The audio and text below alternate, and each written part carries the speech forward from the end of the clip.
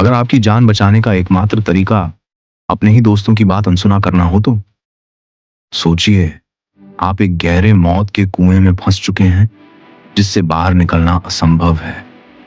ऊपर से आपके सभी दोस्त चिल्ला चिल्ला कर कह रहे हैं, कोशिश मत करो, ये बेकार है, हार मान लो। और उनका ऐसा कहना आपको अंदर से तोड़ रहा है।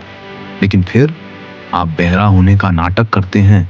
क्या आपके अनसुना करने का ये फैसला आपको आखिरी जीत दिलाएगा? इस छोटी सी कहानी में छुपा है जीवन का वो सबसे बड़ा रहस्य जो बताएगा कि कब दूसरों की आवाज सुनना बंद करना चाहिए। एक बार की बात है, मेंढकों का एक समूह जंगल से गुजर रहा था। तभी अचानक उनमें से दो मेंढक एक गहरे कुएं में गिर गए। बाकी मेंढक कुएं के चारों ओर जमा हो गए।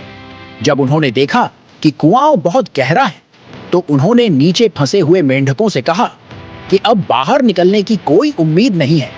उन्होंने कहा कि कुआं बहुत गहरा है, तुम दोनों निकल नहीं पाओगे, तुम्हें हार मान लेनी चाहिए। दोनों मेंढकों ने उनकी बात को अनसुना कर दिया और कुएं से बाहर निकलने के लिए कूदना शुरू कर दिए। ऊपर खड़े मेंढक लगातार चिल्ला रहे थे कि कोशिश करना बेकार है, तुम्हें दर्द से बचने के लिए तुरंत मर जाना चाहिए। आखिरकार एक मेंढक ने ऊपर खड़े मेंढकों की बातों पर ध्यान दिया। वह निराश हो गया और उसने कूदना छोड़ दिया और गिरकर मर गया। लेकिन दूसरा मेंढक जितना तेज हो सकता था उतनी तेजी से कूदता रहा। ऊपर खड़े मेंढक चिल्लाते रहे, लेकिन वह और भी तेजी से कूदता रहा और असंभव लगने वाला काम करके दिखाया। वह कुएं से बाहर निकल आया। जब वह बाहर आया तो बाकी मेंढकों ने उससे पूछा, क्या तुमने हमारी आवाज नहीं सुनी? हम तुमसे कह रहे थे कि हार मान लो। मेंढक ने समझाते हुए कहा कि वह बहरा है। उसने सोचा कि वे उसे प्रोत्साहित कर रहे थे और उसे लगा कि वे उससे कह रहे हैं, तुम कर सकते हो। आपने देखा, एक मेंढक ने नेगेटिव बातें सुनी और हार मान ली और दूसरे ने बहरा बनकर जीत हासिल की। यह कहानी हमें सिखाती है कि हमारी जीत या हार अक्सर इस बात पर निर्भर करती है कि हम किसकी बात सुन रहे हैं।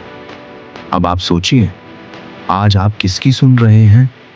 क्या आप उन लोगों की सुन रहे हैं जो कहते हैं तुम नहीं कर सकते, या उन लोगों की जो आपको आगे बढ़ने के लिए प्रेरित करते हैं?